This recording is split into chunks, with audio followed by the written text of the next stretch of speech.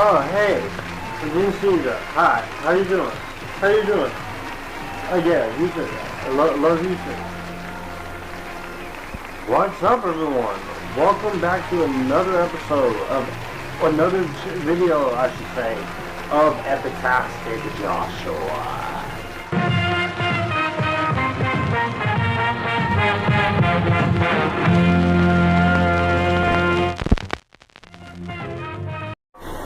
If you are new here, welcome. If you are old here, welcome back. I talk movies, TV, music, and anime on a few occasions. My name is Joshua Drake, and I am going to talk to you guys about a horror film. Late Night with the Devil. This is written and directed by Australian first-time filmmakers Colin and Cairnes. Stars David Dastmaltchian, Laura Gordon, Ian Bliss, Fayssal Bazzi, Ingrid Torelli, Georgina Haig, and Quong Tart. The premise of Late Night with the Devil, as we should say, is that in 1977, a television broadcast goes horribly wrong, unleashing evil into the nation's living rooms.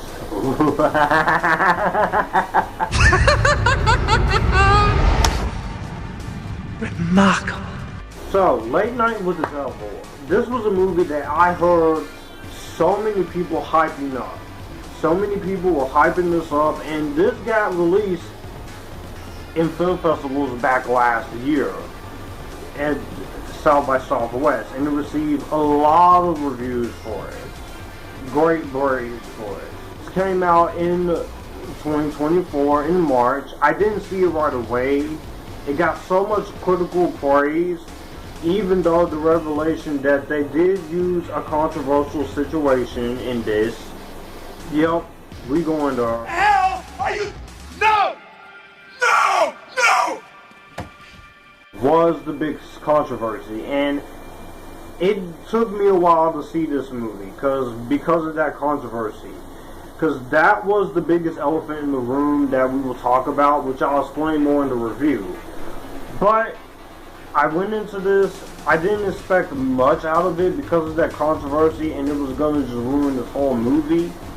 And this was just another one of those supernatural movies, which I'm a fan of the supernatural genre, but they have not really used it to its advantage in times to time.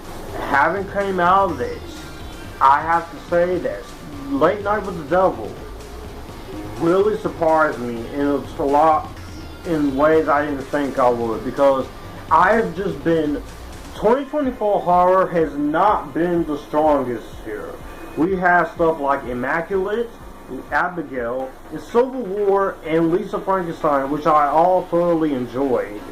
Then we had The Vampire Next Door, which was a Tubi movie I thought was fine. Then we had The Strangers Chapter 1, which frustrated the hell out of me and really disappointed me. And then easily so far, the worst of this year is Founders Day and Terrorize. So, here are my thoughts on this movie, and I was hoping and praying that this would be a good horror movie for the year.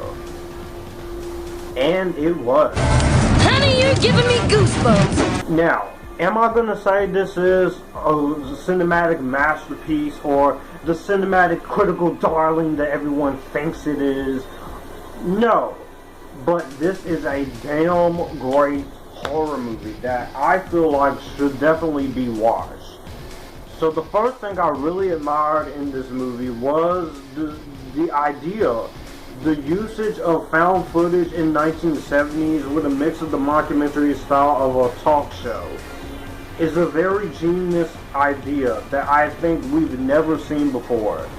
And we've seen found footage before, but not like this. I think the way they choose to go about it with the idea and the technical aspects of the vintage mid-decade showbiz with exorcist demonic doings is very distinctive and is very creative, and I thought that was actually something really cool. I thought it was something very good, and the Cairnes brothers, they came up with this idea about it, and I thought the way they go about this idea was just very awesome, and I thought it was really cool for the way they went for it. And I will say this idea was used to its advantage. There are issues to this idea I will touch on in some of the negatives, but I will say they mostly 100% try to stick to this mockumentary, supernatural found footage elements in documentary filmmaking. You get to see the behind the scenes of the talk show, the behind the scenes of how things go, when the cameras are not rolling versus when the cameras are actually filming. I actually really like that type of filmmaking. I'm always a sucker for movies that want to go like a movie within a movie or a TV show within a TV show, the behind the scenes process. That is something I really found the most fascinating, and I really thought they used it to their advantage. And I'll say from a direction standpoint and mostly a writing standpoint, Colin and Cameron Cairnes, I look forward to seeing what they do in the future, aside from a few issues here. But I will say they really wanted to go in a very good way about it, and I really had a good time when it comes to the idea. It just combines the exploitive documentary style and the behind the scenes, and it's more dramatic horror than horror, but the scares elevates everything to tenfold. And I really like the mix of The Exorcist and a mix of body horror too, because body horror is something I don't have the much experience with. I've been trying to get into some more body horror, but I will say the body horror that they do use here is actually really damn good in this. But just the story in general I like. A TV host is trying to boost ratings or face cancellation, and what he's willing to do for fame and what he's willing to do at the consequences of his own actions. I think that is actually something I really thoroughly enjoyed. I thoroughly enjoyed the way the movie was filmed and the way the movie looks. It's a very good looking movie from cinematography wise. There's a lot of crazy camera shots that they play on, and the practical effects here is, I'm not sure if there's some CGI in there, maybe towards the last half of it, but I will say I really enjoy the fact that they try to go as practical as possible. I always champion movies when they want to go the extra mile and give you the practical effects, especially with the body horror. A lot of moments in this movie made me just go fucking crazy, like, what the hell? I was like, and it just had you in the tense and the edge of your seat. That's what a good horror movie should do. It should always give you some damn good scares. And that's what I really got out of this movie in this. I really did get a lot of that out of there. The music in here I think is really good. It's a pretty good music in here. I think the score is very decent and is very entertaining. And I thoroughly enjoyed that. That's the part of the movie I was actually really happy with. And the editing, of course, is not too long. It's under 92 minutes. See? Again, studios, stop when you don't try to interfere into someone's movie and just let them make their movie with some compromisation. Great results come to you. I want more studios, bigger and independent, to let these directors, big or small, make their movie. Even if you have to compromise a little bit, or they have to compromise with you. The acting in this movie is really good. David Dastmalchian, man. This guy, I remember first seeing it in stuff like The Dark Knight and such. It's been many years since that movie, 2008. He has been in a number of super franchises. The Flash, Ant-Man, Polka Dot Man, The Suicide Squad. And also things in movies like, you have movies like Prisoners and Blade Runner 2049 and Bird Box and All Creatures Here Below with him and Karen Gillan, and even Dune Part 1 and The Boogeyman and Oppenheimer and The Last Voyage of the Demeter and such. This guy is great, and I can't wait to see him in 2 more horror movies, They Listen and The Life of Chuck. So I'm very much looking forward to seeing what he does, because this guy is a good actor. And it's about time he got his due in a movie like this as a lead. I think he's really good in the film, and I think he's very great. Like Laura Golden and Ian Bliss from the Matrix sequels, and Fayssal Bazzi, Ingrid Torelli, and Georgina Haig, and Quong Tart. Most of the cast is Australian, aside from him, but I think he does a really solid job. They do a very good job in their roles as well. So it is a very good cast, but this is his movie, and he takes it full front and center in this. David Dastmalchian does a very good job in this. The last couple minutes, despite my issues with it, I was entertained in what they were trying to go for in there. We have to talk about the controversy. It is a big elephant in the room here.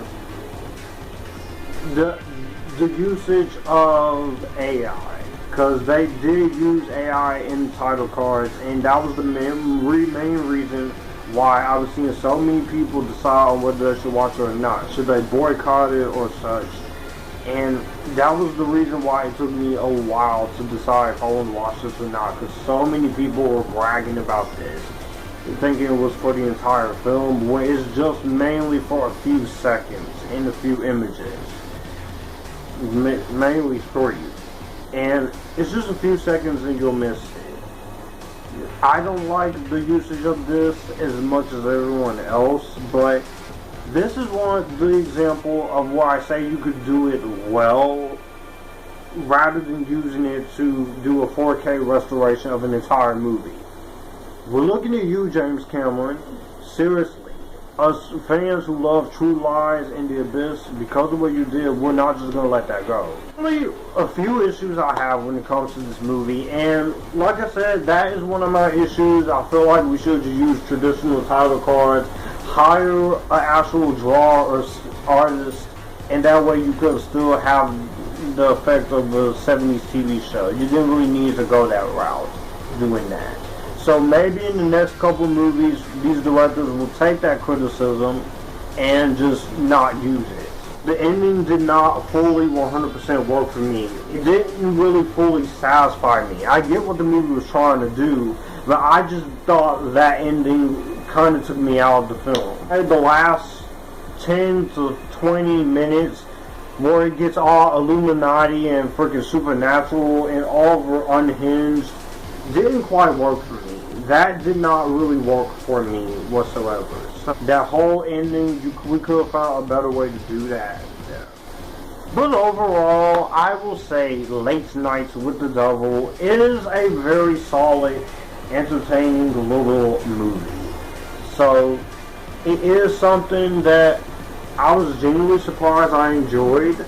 And while this is not a masterpiece that a lot of people hyped it up to be, I still think that this is a great original horror film that lived up to its praise and that had so much going for it. And I was very happy that I actually gave this a chance instead of listening to that controversy. It has great direction, it has good tension and atmosphere, a great performance by David Dastmalchian, and a movie that does take advantage of its concept and its idea, despite its disappointing last couple of minutes. If you are a horror fan, or if you are a scary movie fanatic, or you're just curious to see how this is, give this a watch. But don't go in ready to hate this because of the extreme controversy. Give it the fair chance. I think it deserves, and maybe you'll end up liking it just as much as I did, or just finding it to be okay. And that is going to do it for our show tonight. Well, that's going to do it for the video that you just watched. If you want to see more, my channel icon is up here. If you want to see more content from me, all my social medias are right here in this end card. I will also leave a playlist and a video here for you to see what the channel is about. As always, acknowledge me, stay epitastic, join the Epictasticness, and you guys keep it cool.